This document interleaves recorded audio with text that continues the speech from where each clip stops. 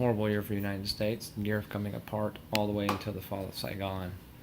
Um, Now, as we said, in 1964, Johnson said there'd be no wider war. And in fact, in 1968, he's failed so miserably, he won't even run for office. And so we get a new president here, and ultimately Nixon will win this. But in 68, there's three really big things that happen. I'm only going to bring up two here. The other one will actually come up when we talk about the Vietnam protest. So, to understand what happened in 68, you need to know that Vietnam is a divisive war. Most America was split into, birds. We had hawks and we had doves. Doves have always been a harbinger of peace, and hawks have always been a very aggressive bird. So with that in mind, doves wanted to stop the war, whereas hawks wanted to progress and win Vietnam. And basically all of America is divided along those lines. Now the enemy we're fighting at this time, I don't have it on there, okay. Now a lot more things are being seen here because as you can tell there are TV cameras and things, and every day from the news they broadcast from a different location, and for this reason they called it a living room war. Now it was positive because sometimes you see the boys and they were doing something good, but most of the time it actually ended up hurting America's morale because you saw the Hueys landing with people being hurt or anything like that. This, by the way, is a Huey. It's a helicopter. It was usually brought in to lift people out very quickly. And so the living room war actually hurts worse than help it.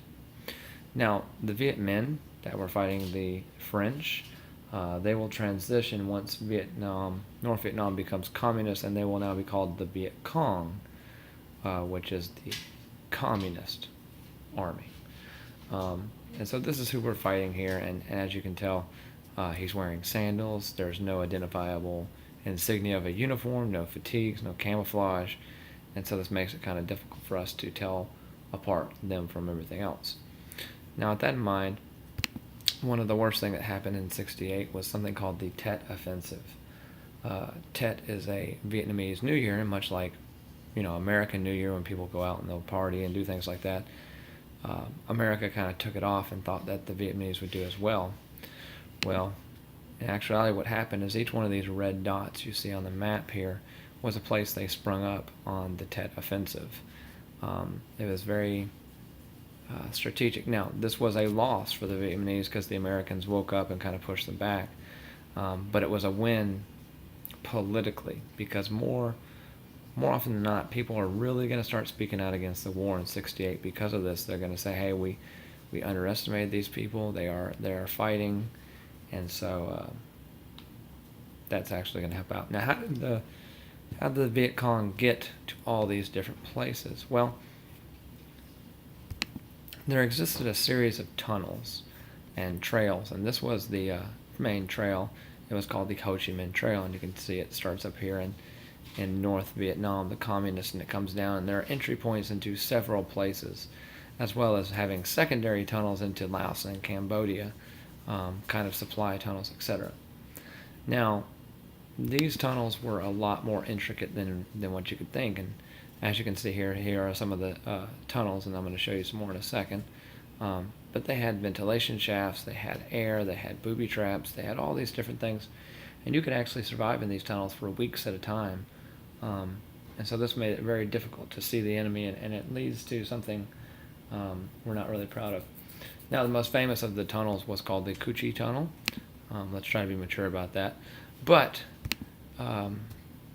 this system of tunnels ran through all of different parts, and you can actually visit, and you can go through, and if you're small enough, squeeze through. And I'll show you a video in class of a guy squeezing through there and how much space he had. Okay. Now, as I said, the difficult thing was the booby traps. This is a typical booby trap of the Ho Chi Minh Trail, Cu Chi tunnels. This is called a Punjai pit, and these little spikes down here would be sharpened, and they would spread human feces on them. The idea is for someone to fall in and it would pierce their leg or their arm, and since it's been in there and that bacteria growing, they're going to get gangrene or they're going to get a really nasty infection. And it's usually deep enough they couldn't jump out. And so a lot of soldiers died in this manner, and this is pretty inexpensive. They didn't have to buy guns or weapons, and just have to know the terrain and where you put the booby traps. Now in '68, as I said, Richard Milhous Nixon comes back on the scene. He was our vice president with the Checkers speech, and he loses to Kennedy in '60, and he kind of goes on the out there. And now in '68, he tries to make a return, and he does. And we'll get into his domestic stuff later on, all right? But Richard Nixon is the president that essentially helps end Vietnam. Although by '73, he's on his way basically out. He's going to start quitting there. But we'll talk about that with the forward years coming up. Now, Nixon's plan to end the war, he had a special guy named Henry Kissinger, and we'll talk about him. And the way I have you remember him is you kiss butt. You kind of make up for your errors. And Kissinger was doing a lot of butt kissing in Vietnam and China and places like that. Now, what Nixon and Kissinger's plan essentially became known as was Vietnamization. And you can see it back here on this. These are our peak numbers of troops. And so this is telling us this is where we're at in '67. We had 543,000 American troops in Vietnam. And the idea was by the end of '72, we would have 27,200. And so we're de-escalating, all right? Johnson escalated the war here, and Nixon is going to de-escalate it. And as we leave, we're going to leave the South Vietnamese in charge to fight their own battle. And so that's called Vietnamization. Or, I mean, that's basically what we're doing in Afghanistan right now. We call that Afghanistanization, but that's really, really hard to say, at least 5 times fast, right? So we're going to leave and transition out. Now in '72, Nixon wins re-election, and we have a ceasefire. And so a ceasefire, remember, has to happen before a treaty. Key to this is Kissinger, and here's Kissinger right here. He negotiated a pretty effectual treaty. Excuse me. Now, in 1973, we have the Treaty of Paris. This is different from Korea. Korea does never have a treaty, and so it technically is ongoing. But Vietnam does have a treaty. We have an end. We have a resolution to the war. The idea in the Treaty of Paris is we're going to go by the Geneva Convention, and that is split at the 17th parallel. North Vietnam could be communist, and the South could be democratic. So we kind of leave it as it was. It's similar to what happened in Korea. Now the difference here is some other stuff happens that doesn't happen in Korea. All right. Now, a major thing that comes out of this, if you remember I told you about the Gulf of Tonkin resolution in '64, McNamara told you it didn't really happen. And so we gave a president war powers, and that's a really damaging concept. So in '73, '74, when it's passed, we have the War Powers Act, and it basically says the president cannot commit the United States armed conflict without approval from Congress. And what it does here, they get really specific. They say if a president wants to go to war, he has to tell Congress 48 hours. That's 2 days before he commits armed forces. And when he does, he only gets 60 days. And then, it can be drawn out 30 days more to withdraw. So 90 total days, but you can't be there as we were in Vietnam for years and years and years. Now, a couple of times where it's been seen, you can see in 1999, President Clinton bombed Kosovo. More than 2 weeks after the 60-day deadline, Clinton launched this with law because Congress had approved a bill funding the bombing, therefore implicit authorization. This argument doesn't have water since the War Powers Act specifically says funding does not constitute authorization.